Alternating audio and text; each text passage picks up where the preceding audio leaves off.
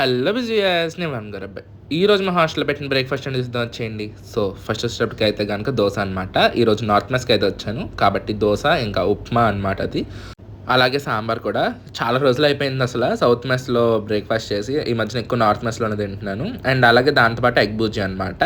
And ఇది వచ్చేసరికి tomato chutney. ఇంతకు ముందు అయితే కనుక ఎప్పుడూ పల్లి చట్నీయే పెట్టేవాడు. ఈ మధ్యన కొంచెం టమాటో చట్నీ ఇంకా అలా మారుస్తున్నాడు అనమాట.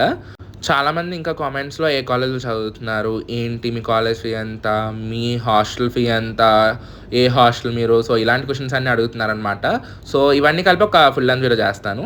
ఇక్కడ ఇంకా ఇది వచ్చేసేటప్పటికి రోజు ఏదో ఒక టైప్ ఆఫ్ జ్యూస్ ఉంటుంది. లేకపోతే ఫ్రూట్ పీసెస్ పెడతాడు. ఈరోజు అయితే గనుక పుదీనా ఇంకా సబ్జా గింజలు వేసినటువంటి లెమన్ వాటర్ పెట్టాడనమాట. సో, టేస్ట్ అసలేం బాలేదు ఇది మాత్రం.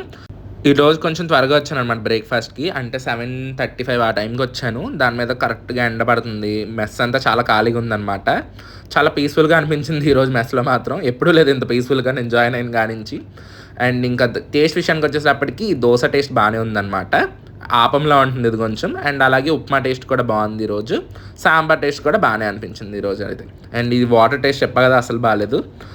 ఇంకా ఈ రోజుకైతే ఇంతేనండి. మరి నెక్స్ట్ వీడియో మళ్ళీ కలుద్దాం. అంతవరకు బాయ్. Subscribe for more. వెళ్ళే ముందైతే వీడియోకి లైక్ చేసేయండి.